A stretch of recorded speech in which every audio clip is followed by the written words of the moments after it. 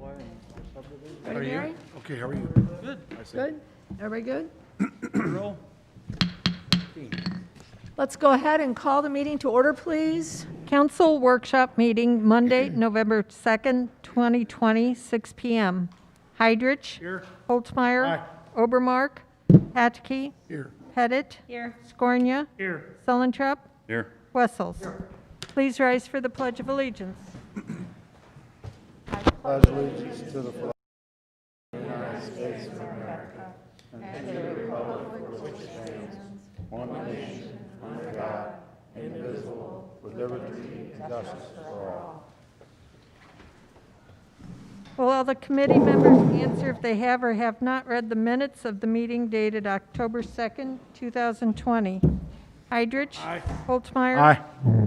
Hatke. Aye. Pettit. Aye. Scornia. Sullentrup. Yes. Wessels. Aye. Having read the minutes, are there any comments or questions? Any a motion. corrections? Second.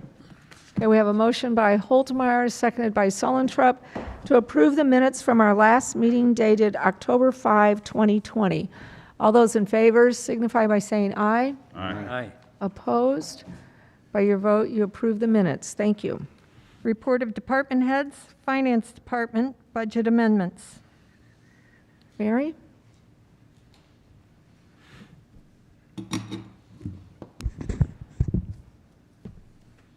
Good evening, Council. Included in your packet tonight, you have two budget amendments. The first is for the 2020 budget, which basically what this one does is it basically aligns numbers and the different funds for the audit and just pulls together any numbers that we had differences in throughout the year. So more specifically, what we're adjusting is use tax, franchise taxes, grants, and miscellaneous revenues to actual. And then we will also be adjusting operations related to COVID-19, which was basically the pool not opening and the airport, even though it was closed partial part of the time, we adjusted for differences there. And then also the outsourcing of the refuse and recycling collection, and to appropriate or adjust for timing of capital projects and debt service commitments. So that's the 2020 budget amendment. And then the 2021 budget amendment is basically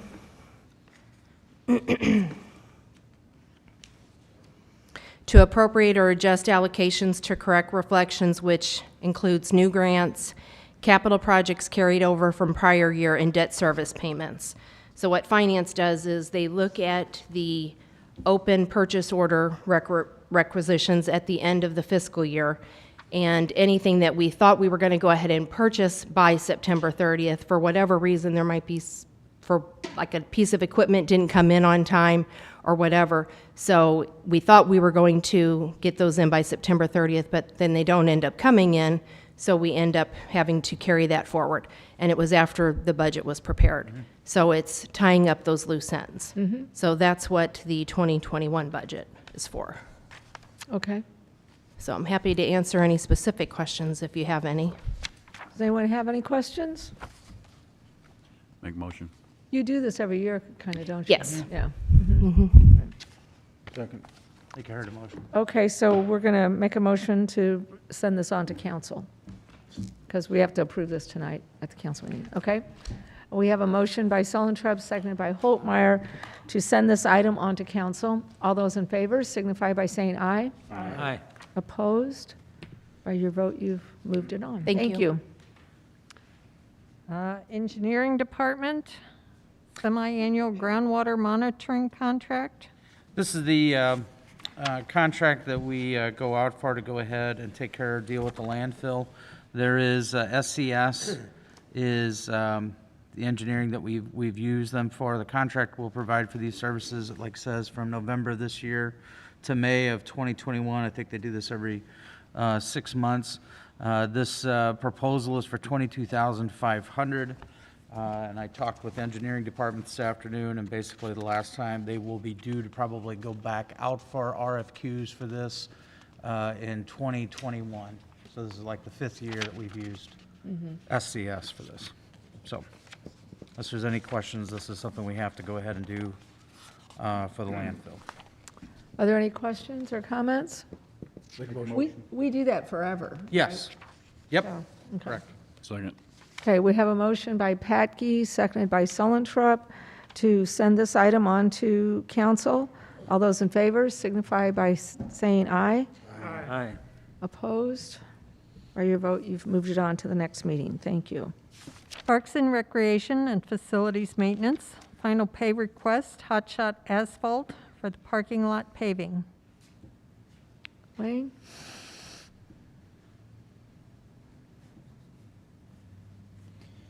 Good evening, council. This is for some paving that John and I worked on getting done in the park system. It includes the paving of the Lions Lake gazebo lot, the main park parking lot off of High Street, and the fairway pathway paving in front of the fairgrounds. This work was originally, we tried really hard to get this into the FY20 budget, and we thought all the way up until September 30th it was going to be done in that budget, but it did not get done. It got done like 2 or 3 days after that. So it was got rolled over to the FY20 budget, 21 budget, and I had $30,000 included in my FY21 budget for parking lot paving in the park system. So that covered most of this, and then Mary, we included $13,000 in her budget amendment to cover the fairgrounds. So, Any questions or comments? Make a motion. Second. Okay, we have a motion by Patke, seconded by Sullentrup, to send this item on to council. All those in favor signify by saying aye. Aye. Opposed? By your vote, you've sent it on. Thank you. Water or Wastewater Department, purchase of a 2021 Chevrolet truck.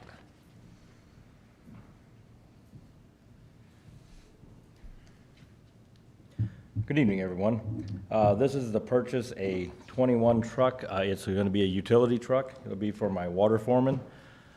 It will have all the tools and everything we need when we roll up on water main breaks or anything else that we may have to do. This truck is actually not replacing a vehicle. This truck is allowing us to move our Explorer, which was our vehicle that we use for mail runs and when multiple people needed to go to conferences or go to any kind of training and everything. I had to put it back into the fleet because I had extra men, so I needed a vehicle. So this one will actually go to the foreman. The foreman's truck will move to my well maintenance person, which is Rose Standridge. It has a fuel tank on it. We have generators at our wells and at our Crespi water tower. She'll be filling them with that, so we don't run out of energy. And then her truck, which is the Colorado, will move to my meter maintenance person because he's using the Explorer. So, Board of Public Works approved it. It is budgeted, and it came in under budget. It is a state bid. You can see I did go out for other bids. I always try to go to Modern Auto to try and get a bid.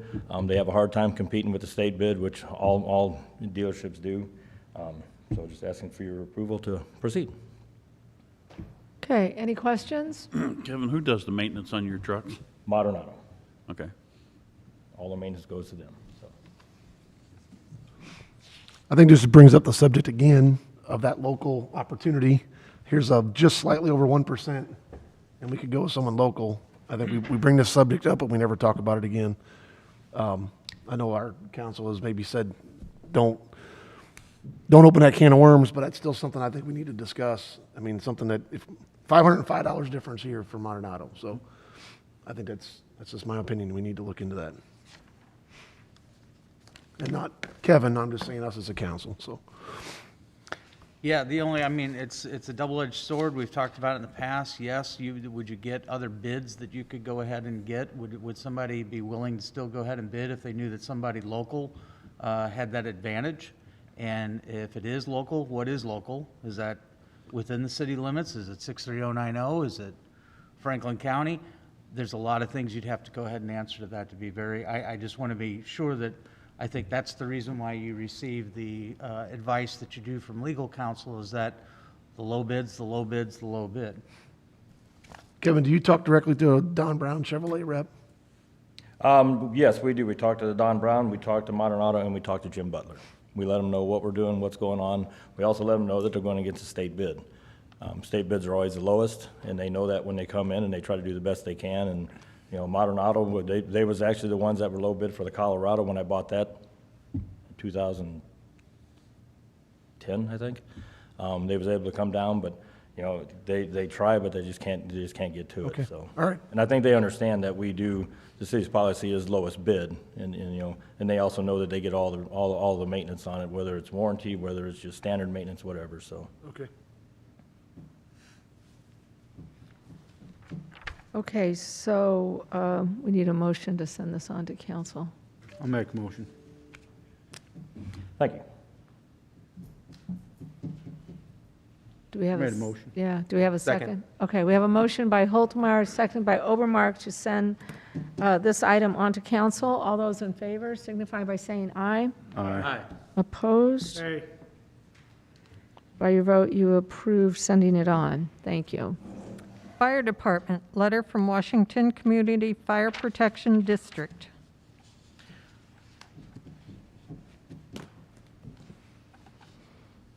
Good evening, council. Good evening, Mayor. In your packet, there's a letter from Don Wilt, Chairman of the Board of Directors for the Fire Protection District.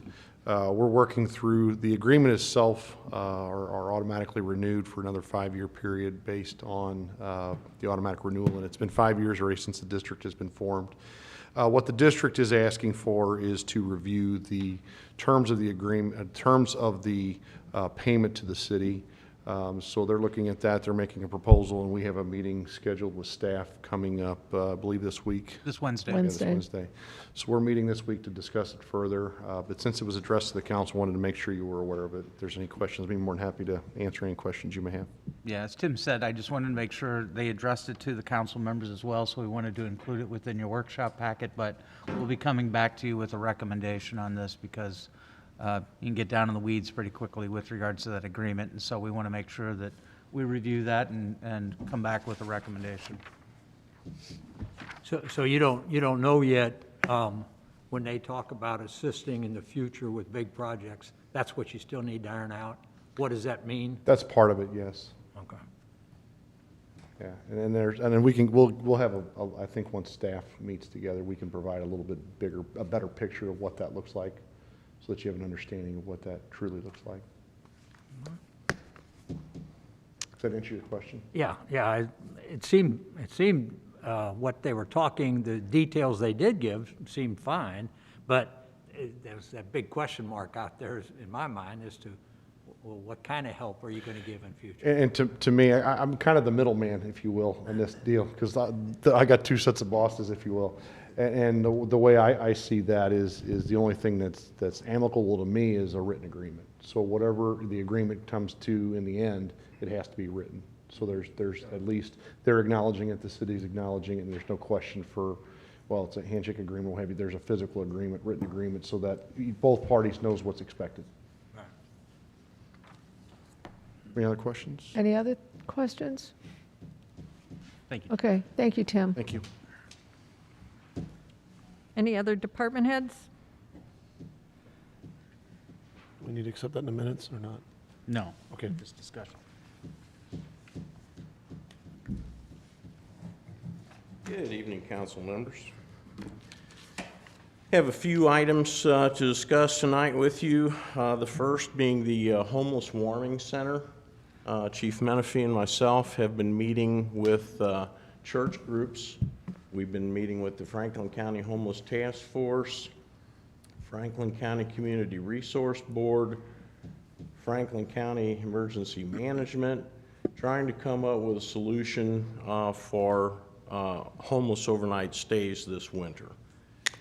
It has become an issue because Mercy this year is not able to offer the services they have offered for the past 4 or 5 years, where they were gatekeepers for homeless who needed a place to stay at night.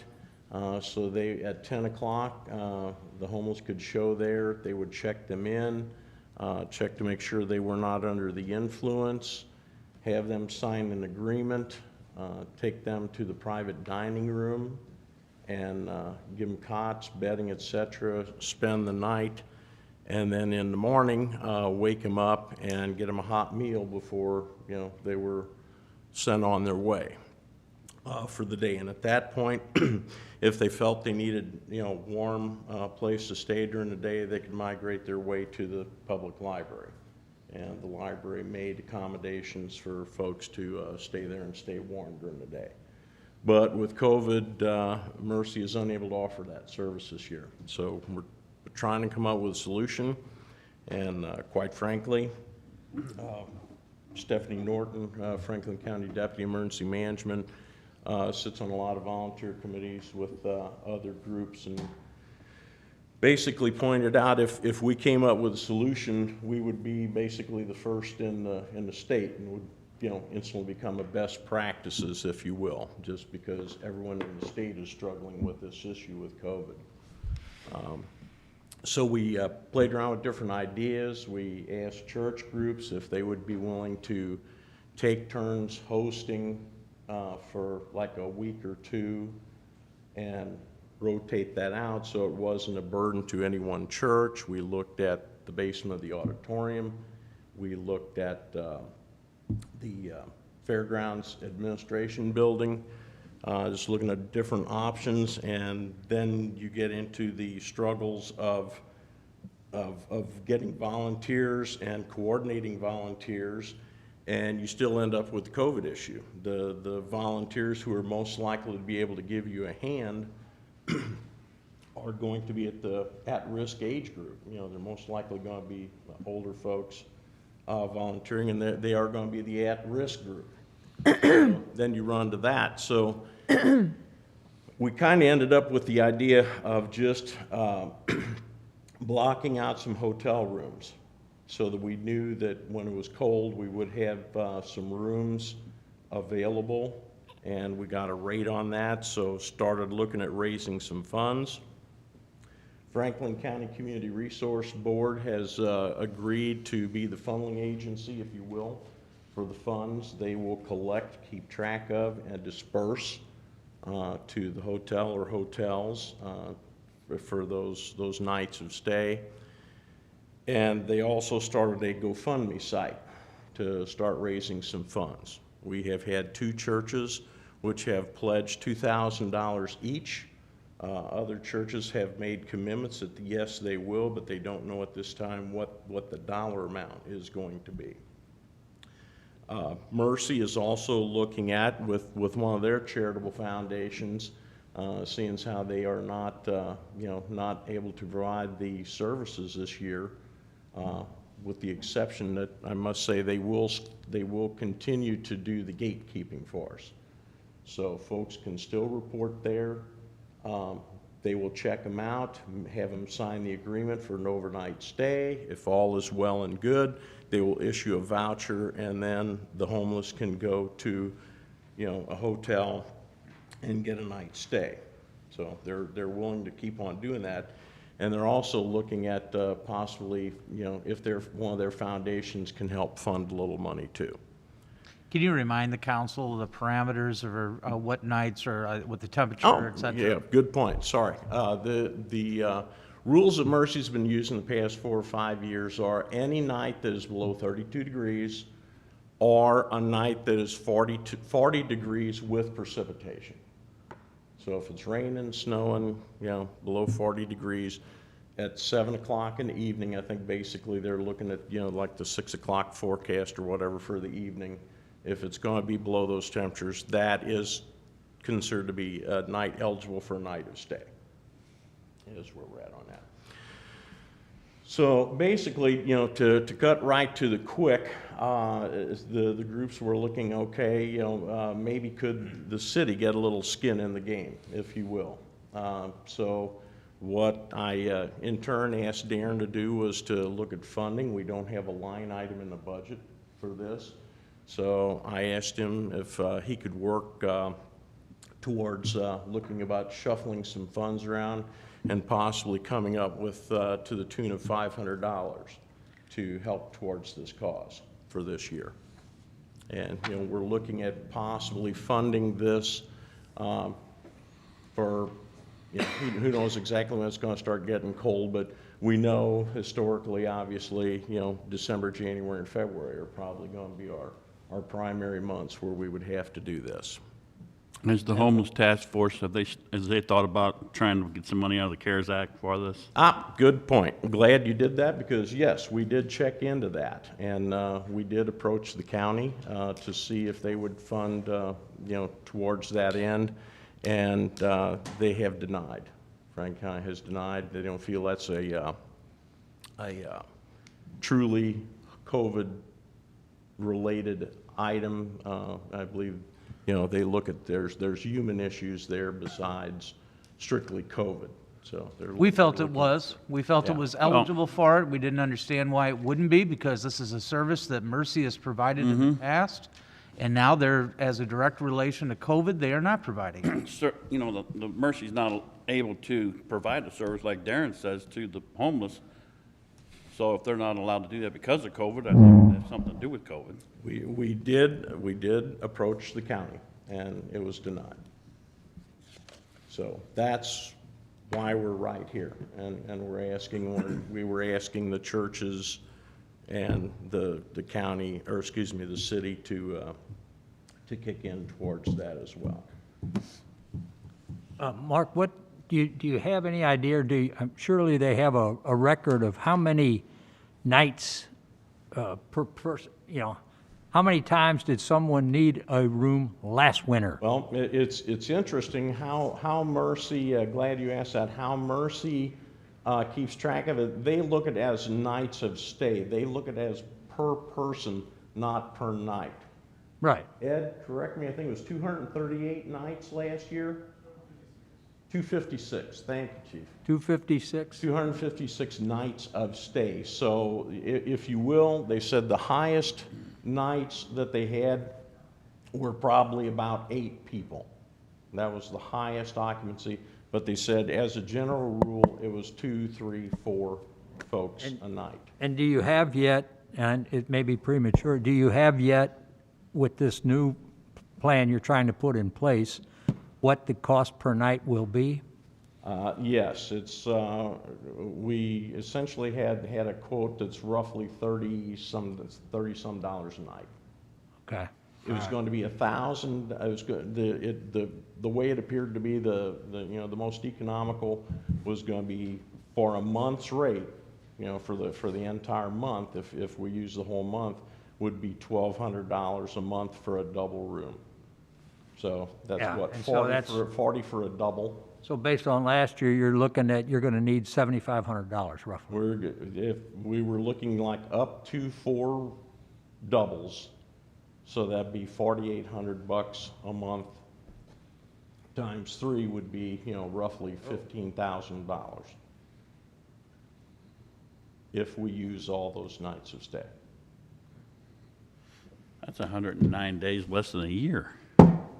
I'm sorry? You said 256 nights? That's No. for each That's people. individual. Oh, Individuals. Yeah. Like maybe you were there, you know, each Might have been people were 10 the 10. So if there were 8 people, they consider that 8 nights of stay. Okay.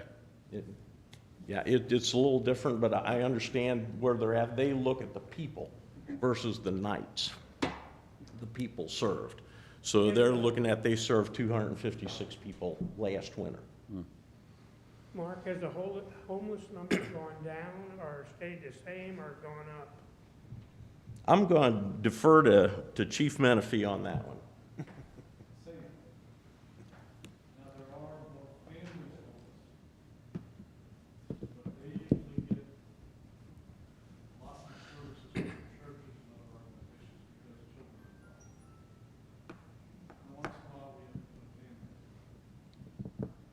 So we've studied it. We know it's not a perfect solution, but, you know, cold is coming fast. We've been looking at this for a couple months now, trying to come up with a decent solution.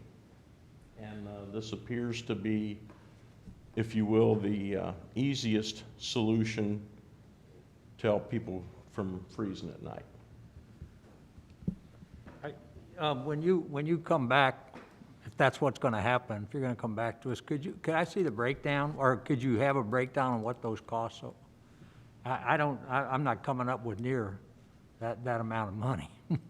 Okay, well, if you take 4 double rooms at $1,200 a month, that's $4,800 a month for the 4 rooms, times 3 months. That's a lot more than 250 over the course of a year, though. 250 individuals. Yeah, and we may not need all of those. We were just, I got you know, we were just looking at They're sort of a making maximum available number. 4 rooms or something like that. If we needed them, because they said that was pretty much their maximum number that they had was 8. I got So if we All right. made that 4 double rooms, All right. and this is true, yeah, Ed brings up a good point, availability to be able to lock some of those rooms in, you Yeah, know, okay, yeah. to make sure they are available. So like it's not a perfect solution, it's. Will someone from Mercy be there then throughout the night?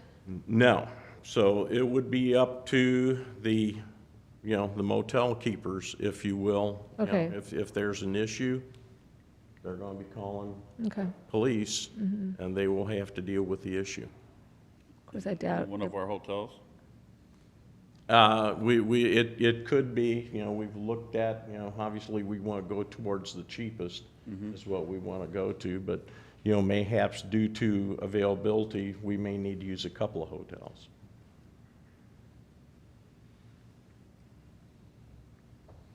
Okay.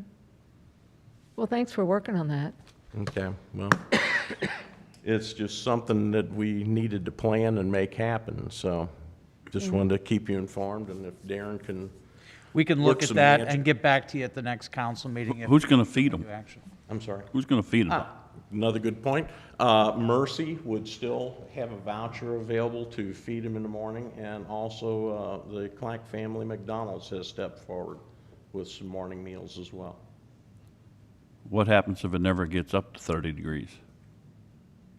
If, it's still looked at, yeah, I mean. During the that day, is- you During the mean? day, they can go, then the To the library is library. open during the Oh, day. our library? Yes. Yep, that's. That's a warming center during the day. That's when we have traditionally staff. what has happened. At roughly 6 o'clock in the morning, Mercy has woken them up, given them a hot meal, and tried to get them out the door by about 7.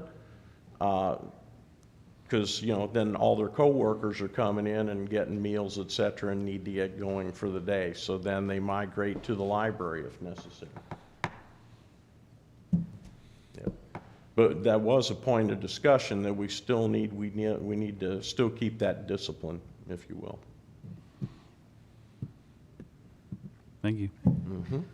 Do you want to give them an update on some other requests for reimbursement that we've had with Franklin County? Sure. Under the CARES Act, Councilman Wessels asked me to give a report on CARES Act. I think you looked at an article that said statewide. We all received emails from Missouri Municipal League that said that $500-something million has been sent out to the counties, and only 20% has reached the cities within the counties. And so I asked Mark was that true here? And he said, basically, yes, that's also true for Franklin County.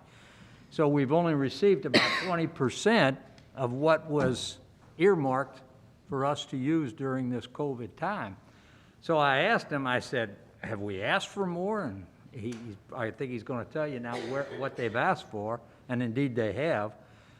We have asked for some use of those funds. And I just think, and I understand that Darren and the mayor have tried to get some of those funds released, and I was just, I'm not sure what vehicle we could use, but whether or not the councils could add our voice to theirs, I don't understand why they won't turn that money loose. That's what it was intended for, and it's not coming. Yeah. So the county does have a set of rules which mirror the rules which, you know, were promulgated by the feds, came down. And we have submitted some funds for various different projects. We still have some projects in the works that are pre-approved. One of them we just got pre-approval on were some disinfectant sprayers, the electric static ones like the schools are using. So we're looking at some of those and chemicals. Trying to remember, that was to the tune of, if I remember right, about $9,000. So that's going to be a permissible expense. We've submitted some other projects. I think one was so we could take credit cards and do some touchless payment receipt Out at the landfill. Out at the landfill. We asked them for that. That was about a $5,000 request. Mary, them, yeah. And so that was, the mayor even signed a letter requesting them to take a look at that, but they rejected that. It's our understanding that they've done their own software through some apps on their that you can use on your phone to go ahead and pay your taxes. And so we felt it was in the same vein of that, you know, the same type of strategy of trying touchless communication to go ahead so we can keep the landfill open, you know, because it's critical. And we even stress the fact that it's not just a landfill for the city. As a matter of fact, it's a landfill for the region, as we all know. So a lot of the cities within Franklin County have to rely upon their waste haulers are hauling to our landfill. So that was one. Second, I'll give you another item that we've had some discussion with that it is our understanding that they would not release or not utilize the funds for would be for COVID sick pay. We are required to go ahead and provide 80 hours of COVID pay for anybody that either comes in that, Shauna, help me out, or if they've had. Subject to quarantine. So, It's been ordered by. why don't you come up to the mic, if you don't mind? We'll have Mark step aside there. Anyone who is subject to quarantine order, like from the county, anyone who's been advised by a healthcare provider to quarantine because someone in their household is COVID positive and therefore they need to also quarantine, or if they are suspected of having COVID-19 and are seeking medical diagnosis. Those are the top 3 reasons, and an employee could request COVID sick pay up to 80 hours while they're off. That's in addition to what we have to go ahead and grant with regards to your sick pay that you know, that we have on the books. If Right. It's in addition. Or vacation, et cetera. And then- It's above that. Correct. And if they run out, then they could also apply for payment of emergency FMLA, because COVID is now considered a reason for FMLA coverage, and that's at 2/3 pay. So the concern would be that we've expressed is the fact that that was really kind of a unfunded mandate, if you will, due to the fact that we did not get any relief directly as a city to go ahead and do that. But then that we felt that we could go ahead and get that through the CARES Act funds, through the county. It's our understanding that they have already said that they will not pay for such. I think there's other jurisdictions that are even out there paying for first responders pay, regardless of whether or not that they had already budgeted for it, such as in St. Louis and some of the other places. So all we were asking was for not necessarily for first responders pay, but just to go ahead and pay for the COVID on any cases where we could easily pull that up for those that we've had to go ahead and reimburse through those COVID hours and then try to go ahead and get that reimbursed. So It's been a mixed bag. In other words, you know, we have been making submittals. Some of them have been accepted, some have not. Sal has some submissions that haven't even been made yet, correct? Okay. So, you know, we do have other submissions that we are going to put in, we just haven't done it. And just to give you an idea, like, for example, with the new pool, Mexico, the city of Mexico is also building a pool at the same time by the same contractor that we're using. They indicated that there were funds that they were able to go ahead and utilize towards the construction of their pool. I don't know the details of it. It had to do with infrared stuff to go ahead and kill off the germs, et cetera. Wayne shaking his head. I think I'm in the right ballpark as to what it was eligible for. So the city of Mexico's received that, and we've gotten a letter from our contractor that we will be submitting to them for those items as well for our pool. Because if it was eligible and accepted in Mexico, Missouri, we felt it would be, we would be remiss if we didn't try to turn it in for CARES Act funding as well here. We'll plan on 3 more submissions before the end of the year. There you go. So let me ask a question about this quarantine. Let's just say you were affected and an employee was around you, they had to be quarantined for 2 weeks. 2 weeks are up, they come back to work, and then they were around another person who had affected by it. Do we pay that again for 2 weeks? I want to defer that to Shauna, because she's the HR expert. Take this off. No, it's an 80 hours total. That's it, just one time? Yeah, and it's 40 or less for part-time. It's just a one-time payment. It was through the FFCRA Act earlier in the year, and it ends December 31st. So that's all we know of so far. That person would have to use sick pay? Their own or- time, sick pay, or they could take FMLA, unpaid Yeah. leave, or they could If they didn't utilize- have it, they'd have to use FMLA. Right. And we've been working, we have our policy that we passed as a city included our, our list on the back. We had an exhibit that you all saw that said these are who we think are our essential workers during that time. So we've been working with those folks to try to limit them if maybe they had a possible exposure, but they can still work. They're not sick, they're asymptomatic. We can put them off somewhere by themselves and they can work, where they don't have any contact with anyone. We've worked with some of those cases to try to help, because we do understand 80 hours goes really quick. And if you're told to quarantine because you have family members that are COVID positive, and then you get better, they get better, and you go back, and then someone else in your household, something, does pick that virus up again, you could potentially be out another 2 weeks, and that could be devastating for some families. So we're working the best we can to limit those times off and work with our employees, especially those essential workers, to have time off. And the request would not be to go ahead and pay for additional hours over that 80. Right. It would just be to reimburse the city for those COVID hours that we had to, because that's time that basically we don't have a worker performing Right. tasks during that So time. we're paying for work that we're not getting while they're on, although we do have their salaries budgeted, we don't have budgeted having their salaries covered and someone else's to do the same work.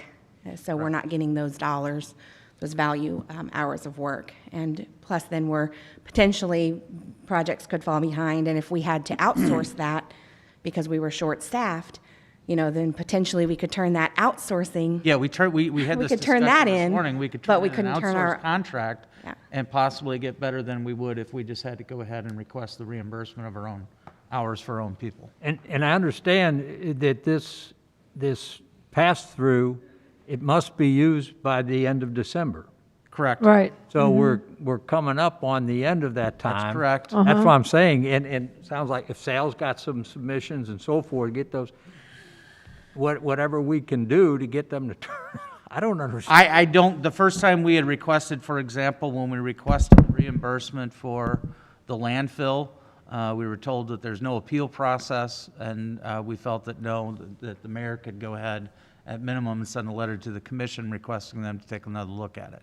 So we did that, and Still denied. Not to stick up for Franklin County, but what makes the city of Washington any different than a contractor like me or anybody else that's got some employees that got to be quarantined? And would I be? Well, there were different sets of relief funds that as a private individuals that you were subject to. I don't know all those off the top of my head.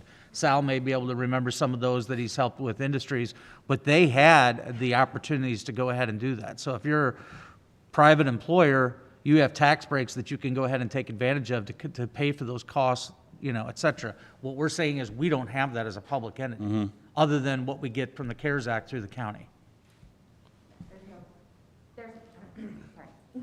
There's no tax break guaranteed for us, so Yeah. we're paying those funds without any thought of getting anything back except through CARES Act funding, where a private employer could submit those through tax breaks. And it was in one of our municipal league, review, the magazine we get every once in a while. And it was all the questions you ever wanted to know about COVID-19 or whatever, the CARES Act. And the last paragraph was, will CARES Act money pay for the 80 hours of that? And the municipal league's answer was, yes, it would, that it was an eligible expense. And we saw that, and that's what started us to go down this path of like, well, wait a minute, we have some of that, and then we were denied.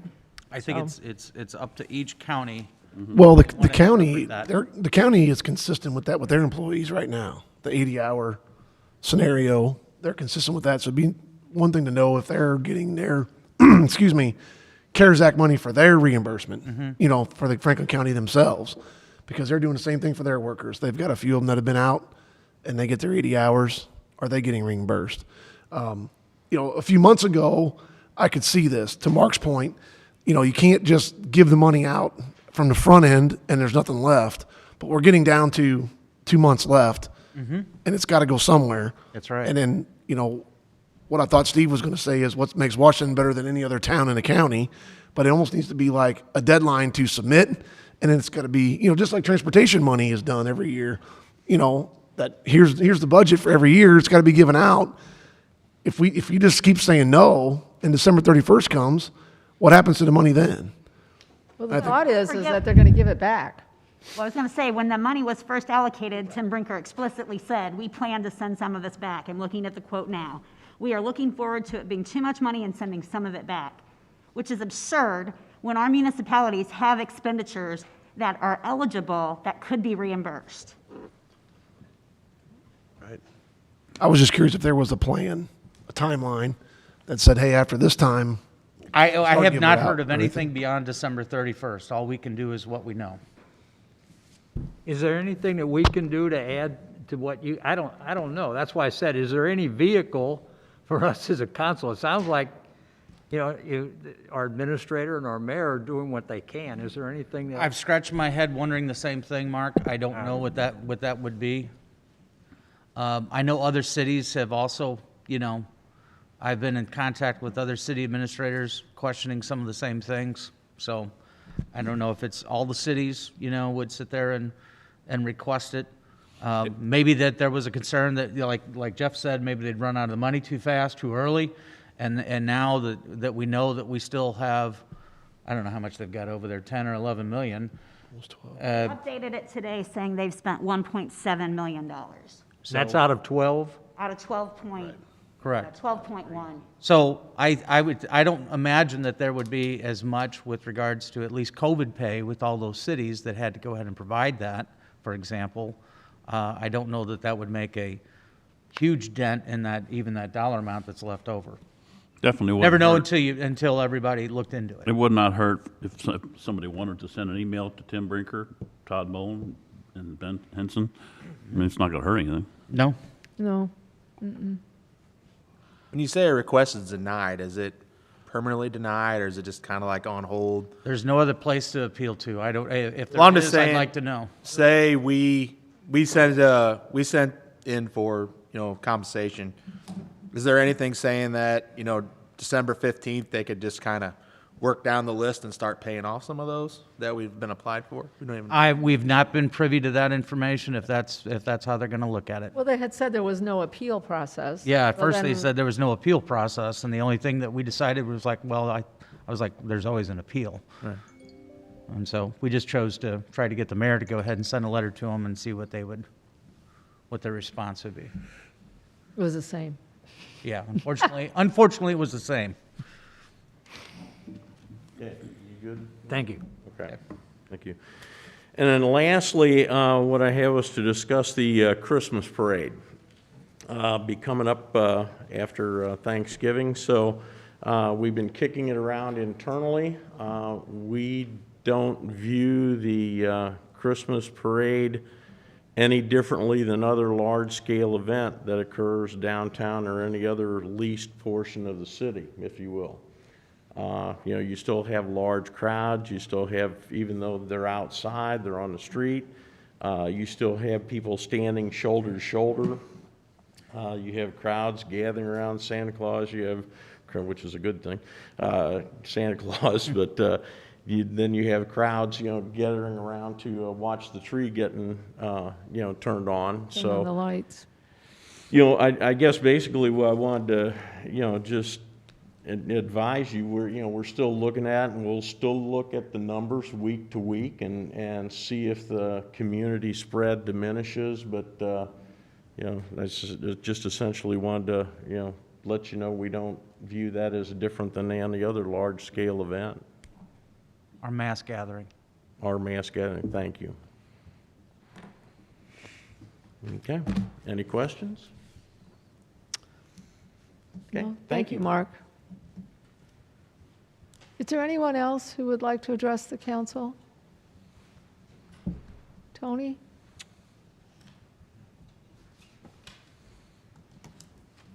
Good evening, council. Just a quick reminder, we are going to be starting our leaf pickup 9th of November for the first round, working from the east to the west, and then the second round will be on the 30th of November. So if any of your residents ask. Also, hopefully for the next council meeting, we'll be bringing a proposal for a new front-end loader for our street department to replace our 2007 model.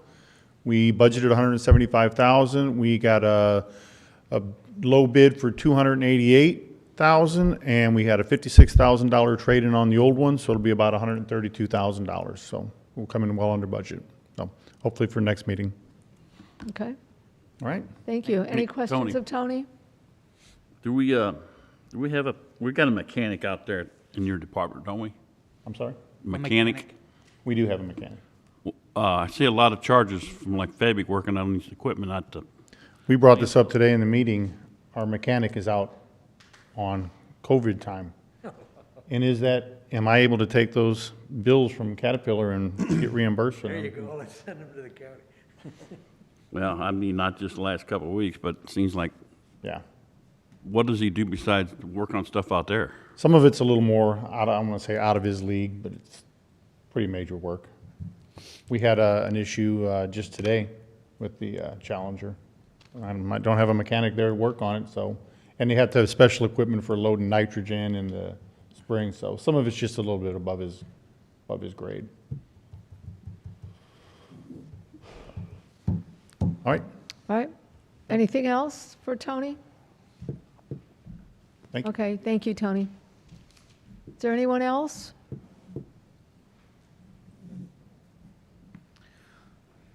We do have an executive item we can discuss between now and city council meeting. One? Just one, but then the other one probably, we'll have to wait for Mark later. There's more than We one. could get one done now if you'd like. We can get one done. All right, Any other discussion? Public, Adjourn? Second. okay, we got to do a roll call. public vote on whether or not to hold a closed meeting to discuss personnel, legal, or real estate matters pursuant to Section 610.021 RSMO. Heidrich? Holtzmeyer? Obermark? Aye. Atke? Yes. Pettit? Yes. Scornia? Yes. Sullentrup? Wessels?